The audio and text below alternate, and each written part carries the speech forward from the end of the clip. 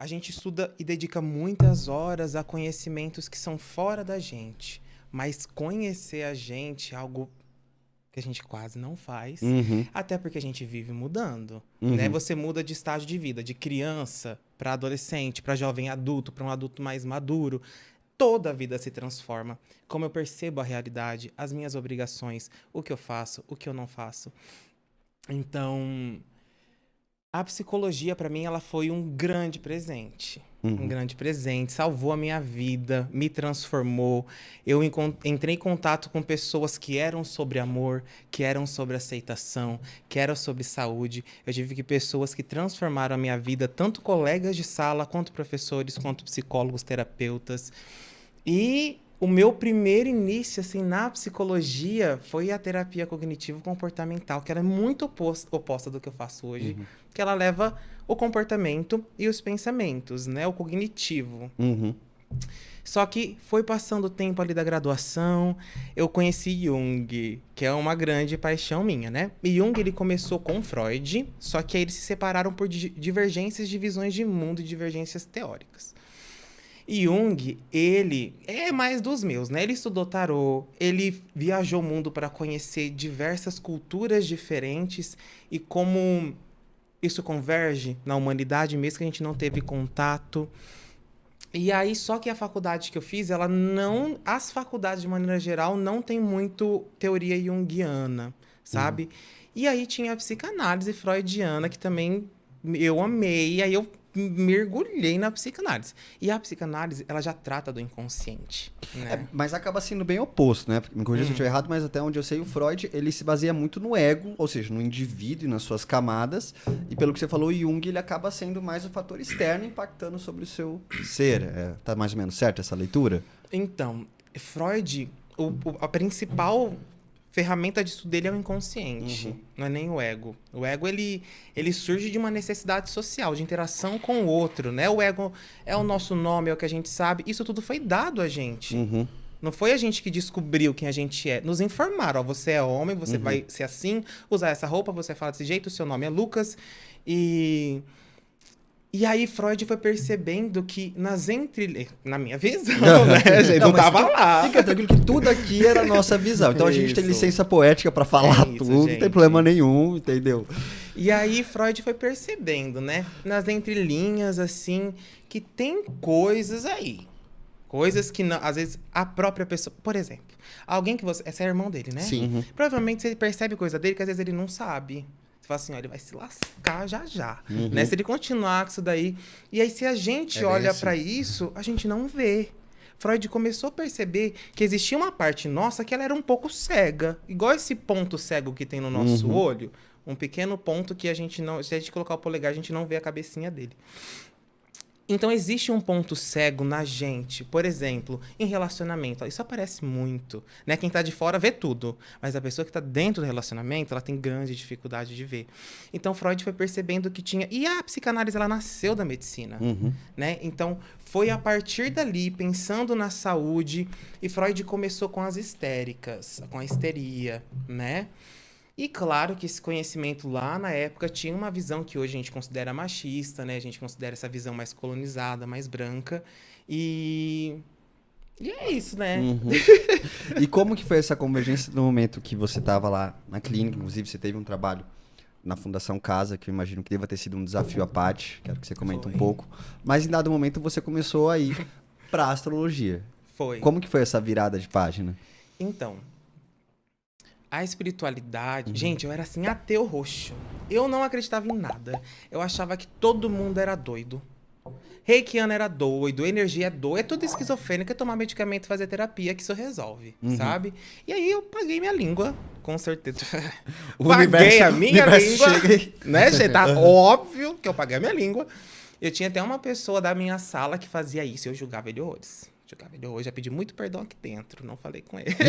Mas aqui dentro eu pedi perdão. Internamente tá... Foi, mandei assim com muito amor. E aí, gente, o que aconteceu, né?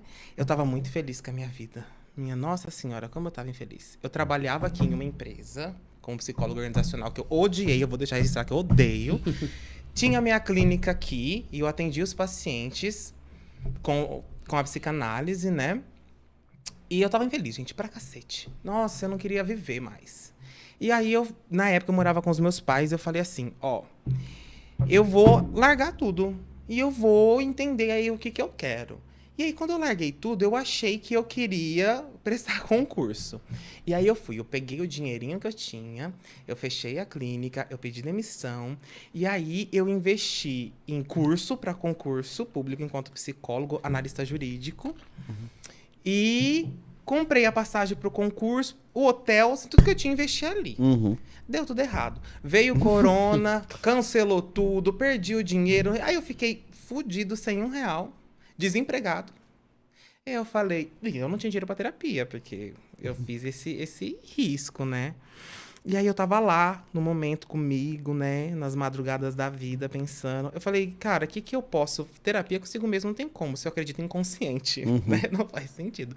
Falei, o que que eu tenho de ferramenta? Falei, cara, eu tenho a meditação. Eu odiava, gente. Eu tinha uma professora que nem eu, Tilelezona, que ela chegava no intervalo, vamos respirar, se acalma. Eu ficava lá assim, num ódio, inquieto. E aí eu falei, não, eu vou meditar então, vou dar uma chance pra isso, ou eu vou ficar louco da cabeça. E aí comecei a meditar, fechar o olho, olhar pra dentro, né? E ficar quieto nesse silêncio e perceber o que que acontece aqui nos meus pensamentos, dar uma atenção pra isso. A gente passa o dia todo, a gente não dá atenção pra isso. Ou pras minhas emoções, o que que eu tô sentindo. E aí eu queria fazer exercício físico também. Só que eu nunca fui muito fã de academia. E caminhar, correr eu já fazia. Aí eu falei, vou fazer yoga. Tem online, porque não tentar, de graça, no YouTube. E eu comecei a fazer yoga e meditar, gente. Começou a mudar as coisas. Comecei a ter percepções diferentes da vida, da realidade, de mim mesmo. E eu lembro a primeira vez que eu tava assim, eu terminei uma prática de yoga e meditação, eu tava deitado, né? Por isso que eu tô assim, tô vendo aqui a cena. E aí eu tava olhando assim, e eu vi cores. Eu falei, minha Nossa Senhora, eu tô esquizofrênico, né? O que que eu vou fazer agora? E aí eu comecei a meditar e eu senti aqui. Eu senti algo aqui, forte. E começou a aumentar. Falei, cara, esse é o peso do meu óculos, eu vou tirar o meu óculos pra meditar. Tirei o meu óculos pra meditar e isso só aumentou. Aí eu joguei no Google, falei, tô com câncer no cérebro. Aí eu falei, não, né, gente? Acho Estranho seria se não fosse câncer. Porque qualquer doença que você põe no Google é um câncer. É um câncer, eu tô com câncer no cérebro, tô lascado.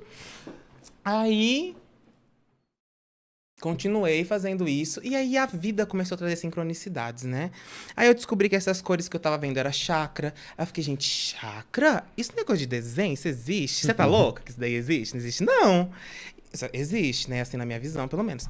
E aí eu comecei a estudar um pouco e entender também a cultura do outro lado do mundo, né? A cultura oriental. Isso é algo muito mais comum lá. Tanto é que os desenhos eles já trazem isso. Eles têm uma cultura mais disso, que a gente não tem muito aqui. Aqui a gente é bem cientificista. E aí eu comecei a estudar por curiosidade, mas eu não acreditava. Não acreditava que tinha Deus, não, que tinha uma energia, não. Eu achava que era, sei lá, evolução e tá tudo solto por aí. E aí eu fui tendo mais experiências espirituais, eu fui me abrindo mais. E cheguei onde eu tô aqui hoje, né? E hoje eu trabalho praticamente só com isso. Eu tenho alguns pacientes daquela época, eles sabem de toda essa mudança, a gente trabalha exclusivamente a psicologia, mas hoje eu até utilizo mais o título de terapeuta integrativo.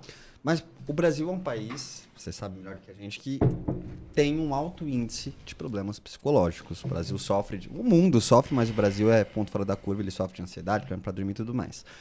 Você acha que isso tudo acaba se agravando muito pela forma como o brasileiro vive? E aí eu chamo a atenção, por exemplo, você falou, a gente não presta atenção em nada, a gente come assistindo TV ou assistindo vídeo no TikTok, e aí a gente sai para trabalhar correndo. Você acha que isso tudo, uma hora a conta chega? Todo dia. Todo mundo é infeliz. O Instagram é uma grande mentira, né? Todo mundo, a maioria das pessoas, elas são infelizes, elas são insatisfeitas ou com o corpo, ou com o relacionamento, ou a quantia de dinheiro, ou onde mora. Então, todo mundo tem uma grande infelicidade e uma grande dor, mas as pessoas não falam sobre isso. Às vezes, ela não fala nem pra ela mesma, né? Ela não olha nem pra ela. Mas, assim, eu entendo o porquê disso, né? O meu terapeuta, ele fala, né? É muito mais difícil ter saúde mental em país de terceiro mundo, né? Quando a gente batalha pra ter uma casa, pra ter um carro, pra ter comida. Então, é claro que a gente não vai olhar pra dentro. A gente não tem nem o fora garantido ainda. Então, eu acho que não dá nem pra culpar tanto as pessoas assim, sabe? Tem pessoas que sentem um chamado a mais, né? Não, eu preciso olhar pra dentro, eu tô insatisfeito com a vida, o que é a existência, né? Aí essas pessoas que ouvem esse chamado, eles vão embora nisso daí, independente dessas questões. E mesmo medita no ônibus, a gente medita no ônibus indo trabalhar, né? Então, a conta chega e eu também já trabalhei em um ano, fiz estágio no lar de idosos. Eu acho que na terceira idade é quando mais Uhum. chega a conta.